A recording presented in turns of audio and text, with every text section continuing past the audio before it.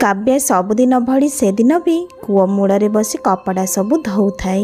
एतिकी बेले सासू रत्ना देवी बहु काव्या उपरे पाटी करी करी मेंचे कपड़ा आनी काव्या पाखरे फिंगी दियंती। रत्ना देवी काव्या को जमा हेले भल पाआंतीनी, कहीं ना बाहाघरर 2 वर्ष हो जाइथिले भी काव्या माँ बनी पारी न थाई। अरे ए बड़ा मुही, आज दिनटा सारा कौन तोर कपड़ा धुआरे जीव? 2 घंटा हेलानी एबेरु तोर कपड़ा धुआ हेइनी, आहुरी तो बाकी काम सब पड़ी से सब किए करिब? स्वर्गरु तो बापा माँ आसीबे कौन से सब काम करने को?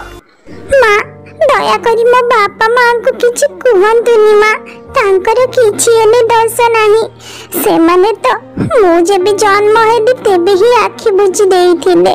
सेमानंकु तो तांको झियो विषय किछि हेले जाना नाही। मु केमिति अछि, केमिति चढ़ुछि। माँ मु सब किछि काम करि देबी, एमिति देबी आम घर रे समस्तंकर कपड़ा बहुत सारा बाहरुछि। आ मिनु तो टिके हेले काम रे हाथ लगौनी, एकुटिया काम सारू सारू देरी तो हबो। आलो आलो आलो, ये बांझडार पुणी मुह केते लाज सरम सब खाई गलुनी बोधे ना। एते सजे गजे ही कौन घईता करने को बसीचु?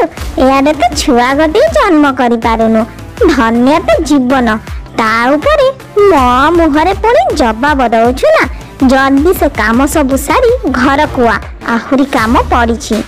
रत्ना देवी घर को चली जावा परे काव्या पुणी थरे तार कपड़ा धोइबा को लागे। सेपटे काव्यार सान जा मीनू घर भितर सफा उपरे बसी थाए। ठीक एतिकी बेले सासू रत्ना देवी मीनू पाई किछि फल काटी प्लेट रे धरी आसंती। मीनूर बाहाघर ए 2 मास पूर्वरु ही हेइथिला। 2 मास पुरुनु सासू रत्ना देवी जानिबा को पाइले जे तांको बहु मीनू गर्भवती अछि। सेइथि पाई सासू रत्ना देवी मीनूर बहुत जत्न नउथिले। आडमा मीनू बड़ की खाइबू पीबू हेले सेना तो पीड़ा हृष्ट पृष्ट हब।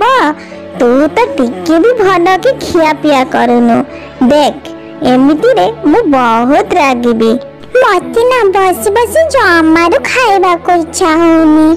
दीदी केते भल काम सब करूछंती, मते भी सेमिति काम दाम करबा को इच्छा होउची। खबरदार कहूची, तू से काव्या सहित निजर तुलना करिबुनी। तार तो छुआ पिला नहीं, बांझीटा हे घूरी बुलुची। से जदि काम धंदा न करिबो आउ करिबो किए? काव्या आउ मीनू कहिबाकू तो गोटे घरर 2 बहु थिले, हेले सेमाने 2 मास भितरे केबे हेले कथा हेई नाहांती। काव्या सबुबले मीनू को ईर्षा करे, कहीं ना से बाहाघर परे परे ही गर्भवती हेइछि। सेइथि पई ता मनरे बहुत कष्ट। सांग माने वीडियो रे कोन लाइक फाइक आसुनी, चैनल को भी कोन सब्सक्राइब करू नाहंती। एमिति रे नुआ नुआ वीडियो केमिति देखिबे, चैनल को सब्सक्राइब करंतु। गोटे दिन काव्या दीपहर समय निज बेडरूम रे बसी थाए। एतिकी बड़े मीनू जाई सेठी पहुंची जाए और सीधा काव्यार गड़ धरी पकाए। दीदी दया करी मते क्षमा करी दियो दीदी। आज जदि घरे तमर एमिति अवस्था अछि ता पाई मु ही दाई। मु जदि आगो गर्भवती हेई न थांती हेले सासू माँ केबे हेले तम ऊपर एते अत्याचार करि न थांते। मते क्षमा करी दियंतु दीदी। अरे मीनू तू आगो मो गड़ छाड़िनु। कहे ना मो गड़ काहे की धरे रखिछु? छाड़ छाड़ गड़ छाड़। अरे मीनू तू कौन पागेलीटा? मते काहे घुम मागुछु कहलु देखी? एटा तो आम घर पाई बहुत बड़ गोटे खुशी खबर जहा कि तू आमको देइछु। ना दीदी ना, तमे जानिछ मोर जेबे पिला हेई जिवो ना, देखिबो एमाने मते घर पिटी बाहर करि देबे। मु तमको एई कथाटा कहि दउची, मने रखिबो दीदी। अरे मीनू तू तो आम घर रे वंश बढ़ेबू, तते किए काहे घर तरिबो? मीनू आउ काव्या एमिति कथा होउथिबा समय रे सेठी मीनूर देढसुर राजू आसी पहुंची जाते। मीनू जेमिति देढसुर को आसीबार देखिछि सेमिति रूम रु बाहरी चली जाए। सेपटे काव्या भी बिछणारू ओह्लेई आसी राजू सामने ठिया हो जाए। कहिबाकू तो राजू काव्यार स्वामी। କିନ୍ତୁ ସେ କେବେ ହେଲେ କାବ୍ୟା ସହିତ ଭଲରେ ପଦେ କଥା ବି ହୁଏନି। ଆଚ୍ଛା, ଏ ମିନୁ କାହିଁକି ଆମ ରୁମକୁ ଆସିଥିଲା? ସେ ତମକୁ କଣ ସବୁ କହୁଥିଲା କି? ଆରେ ନା ନା, ସେ ସବୁ ଝିଅ ପିଲାଙ୍କ କଥା। ଆମେ ଦୁହେଁ ତ ଏମିତି ହିଁ କଥା ହଉଥିଲୁ। କଣ ହେଲା କି? ତମେ ଆଜି ମିନୁ କଥା କାହିଁକି ପଚାରୁଛ? ରାଜୁ କାବ୍ୟାକୁ କିଛି ହେଲେ ଉତ୍ତର ଦିଏନି ଆଉ ରୁମରୁ ବାହାରି ଚାଲିଯାଏ। ମତେ ତ କିଛି ହେଲେ ବୁଝା ପଡୁନି। ସେପଟେ ମିନୁ କହୁଛି ପିଲା ହେଲା ପରେ ତାକୁ ସମସ୍ତେ ଘରୁ ବାହାର କରିଦେବେ। ଏପଟେ ରାଜୁ ପଚାରୁଛନ୍ତି ମିନୁ କାହିଁକି ମୋ ପାଖକୁ ଆସିଥିଲା କହି।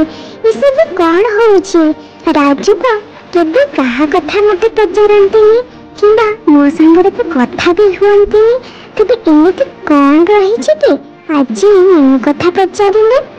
ୟାରି ଭିତରେ ଦେଖୁ ଦେଖୁ କିଛି ମାସ ବିତିଯାଏ ଆଉ ମିନୁର ପିଲା ହେବାର ସମୟ ବି ଆସି ପହଞ୍ଚିଯାଏ। ହେଲେ ମିନୁ ନିଜକୁ ରୁମ୍ ଭିତରେ କବାଟ ଦେଇ ବନ୍ଦ କରି ରଖେ।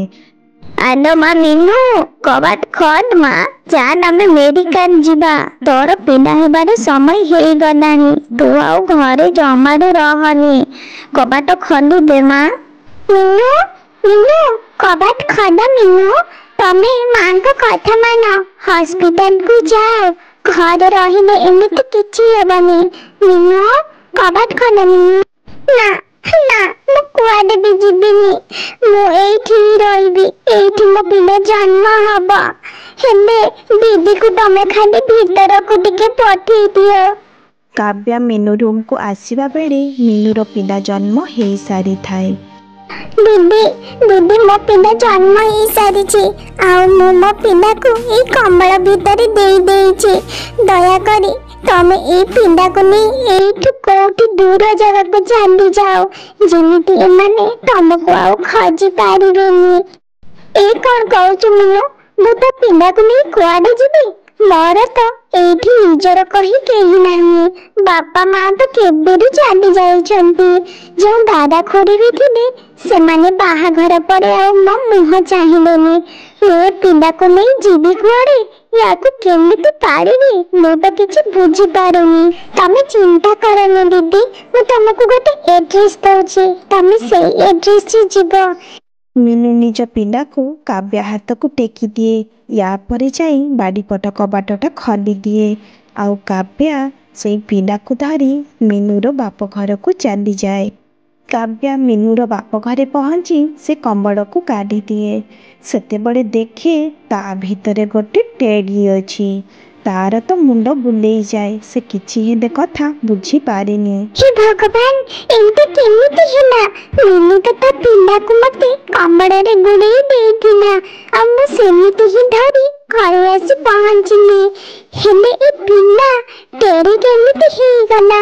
ମୁଁ ତ କିଛି ହେଲେ ବୁଝିପାରୁନି। ମା କାବ୍ୟା, ସେ ଟେଡି ପାଖରେ କଣ ଗୋଟେ ଚିଠିଟା ପଡିଛି, ଦେଖିନୁ? ପଢ ତ। ଦିଦି, ମତେ କ୍ଷମା କରିଦେବେ। ମୁଁ ଆପଣଙ୍କୁ ବହୁତ ବଡ଼ କଥା ଗୋଟେ ଲୁଚେଇଛି।